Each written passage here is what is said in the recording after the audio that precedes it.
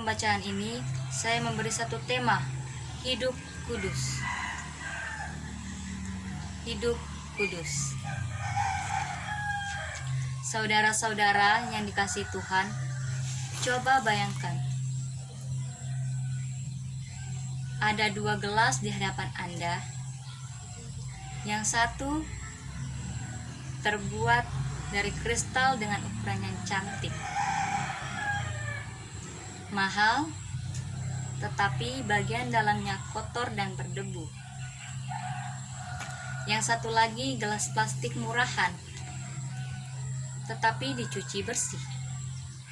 Jika Anda ingin minum, mana yang Anda pakai? Saya yakin Anda memilih gelas yang murah tetapi bersih. Gelas semewah apapun, jika dalamnya kotor dan berdebu, menjadi tidak berguna. Setiap anak Tuhan adalah gelas kristal. Kristus telah menebus kita dengan darah yang mahal, sehingga kita menjadi miliknya yang sangat berharga.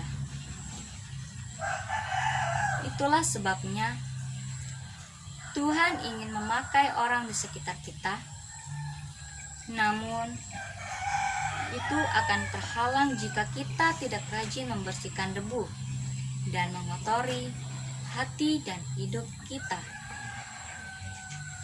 Saudara-saudara yang dikasihi Tuhan, agar dapat dipakai Tuhan, kita harus hidup dalam kekudusan. Tak membiarkan hawa nafsu mencemari dan menguasai hati.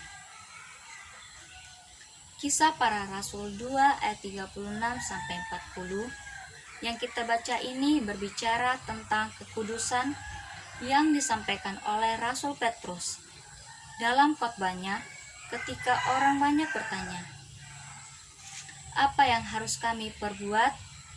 Kekudusan yang mana?" Petrus berbicara tentang kekudusan dalam 4 hal, khususnya ayat ke-38. Yang pertama, bertobatlah. Saudara,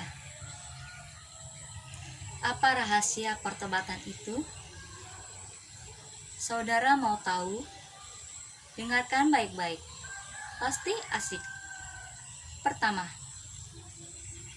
dicelup, diputar, dijilat, dan rasakan nikmatnya.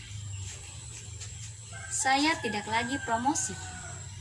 Bagi saya, dicelup ini adalah dibersihkan otaknya melalui firman Tuhan.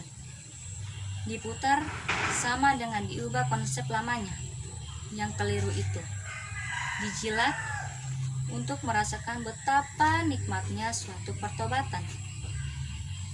Walaupun secara perhitungan manusia itu merupakan kerugian dan penderitaan, tetapi di dalam Tuhan Yesus semua ini akan menjadi nikmat. Pertobatan itu sendiri menggambarkan respon perubahan dari dosa kepada Allah. Orang yang sungguh-sungguh bertobat akan senang dan penuh sukacita terlibat dalam pekerjaan Tuhan.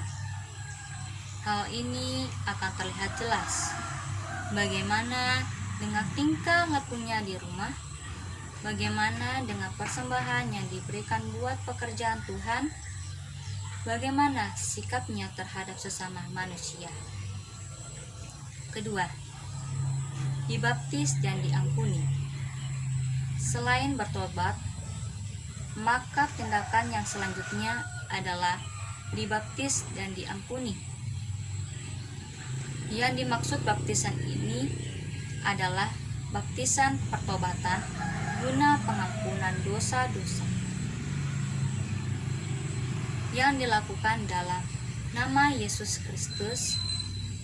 Nama Yesus Kristus menunjukkan pekerjaannya sebagai pelepas.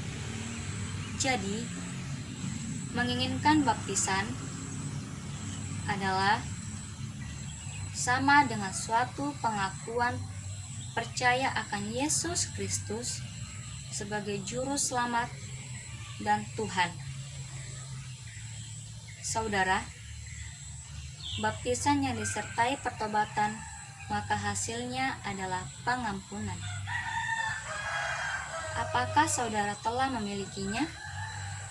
Orang yang telah memiliki pengampunan, ciri yang paling khasnya dalam dirinya adalah ada damai sejahtera. Tidak ada rasa takut yang mencekam.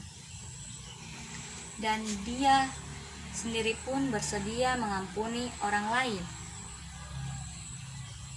Betapa indah dan bahagia apabila keluarga-keluarga Kristen memiliki saling pengampunan. Saudara-saudara yang dikasihi Tuhan, Petrus dalam khotbahnya meminta kita menjadi kudus dalam seluruh aspek hidup. Bahkan di gereja, melainkan juga di tempat sekolah. Hidup kita harus dipisahkan. Dikhususkan untuk memuliakan Tuhan, berbeda dari cara hidup duniawi. Hidup kudus adalah keharusan, bukan pilihan. Tuhan berfirman, "Kuduslah kamu, sebab aku kudus." Adakah kotoran yang masih menempel di hati kita? Kotoran itu akan tetap ada sepanjang kita belum bertobat. Bentuknya bisa berupa dendam, amarah, nafsu yang merusak, niat jahat, atau kebiasaan dosa yang terus dipelihara. Kita harus sering membersihkan hati, membuatnya tetap murni,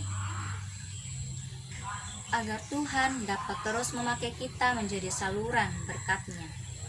Sayang, jika kita hanya menjadi gelas kristal kotor, namun tak berguna. Selamat menjalani kehidupan dalam kekudusan melalui pertobatan dan pengampunan. Amin. Firman Tuhan.